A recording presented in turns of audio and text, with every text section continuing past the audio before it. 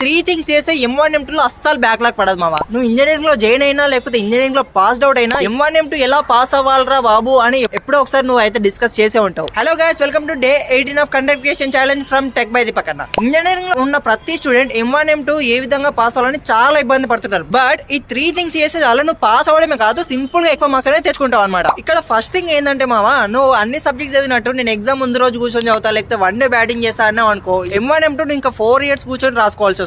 So at least week కి ఒక్క module నాకు కంప్లీట్ అయ్యేటట్టు చూసుకో. అండ్ సెకండ్ థింగ్ వచ్చేసిందంటే నువ్వు ఏవైతే ఈజీ చాప్టర్స్ ఉన్నాయో ఆ చాప్టర్స్ మాత్రమే సెలెక్ట్ చేసుకోలేదు. నేను అన్ని చాప్టర్స్ చదువుతా అని అన్ని సెలెక్ట్ చేసుకున్నావు అనుకో, ఎగ్జామ్ లో లాస్ట్ కి బిస్కెట్ అవుతావు. నువ్వు ఏవైతే చాప్టర్స్ సెలెక్ట్ చేసుకున్నావు ఆ చాప్టర్స్ ని కంప్లీట్ గా నేర్చుకో. హాఫ్ ఈ చాప్టర్ చేసా అండ్ హాఫ్ ఇంకొక చాప్టర్ లో నేర్చుకుంటా అని అనుకున్నావు అనుకో, నువ్వు ఎగ్జామ్ లో ఏవైతే నేర్చుకోలేదో 99% అవే వస్తాయి. సో ఏ చాప్టర్ ని సెలెక్ట్ చేసుకున్నా ఆ చాప్టర్ కంప్లీట్ గా అయిపోయేటట్టు చూసుకో. నెక్స్ట్ థింగ్ ఏంటంటే నువ్వు ఏదైతే చాప్టర్ ని సెలెక్ట్ చేసుకున్నావు ఆ చాప్టర్ కి సంబంధించిన రిలేటెడ్ చాప్టర్ నువ్వు నెక్స్ట్ సెలెక్ట్ చేసుకోవాలన్నమాట. సపోజ్ ఇప్పుడు ఫస్ట్ చాప్టర్ అని సెలెక్ట్ చేసుకున్నావు అనుకో, సెకండ్ చాప్టర్ కి సంబంధించిన బేసిక్స్ అన్ని కూడా ఫస్ట్ చాప్టర్ లో కవర్ అవుతాయి అనమాట. అండ్ ఎక్స్టర్నల్ సెమ్ లో నీకైతే ప్రిపరేషన్ కి ఎటువంటి ఇబ్బంది అనేది ఉండదు. అండ్ M1 M2 గురించి మనం ఇంకా డీటెయిల్ గా ఎక్స్ప్లెయిన్ చేస్తూ అండ్ ఎటువంటి టిప్స్ అండ్ ట్రిక్స్ ఎగ్జామ్ లో వాడాలి అని చెప్తూ ఒక లాంగ్ వీడియో అనేది చేసి ఆల్రెడీ యూట్యూబ్ లో అప్లోడ్ అనేది చేసామా.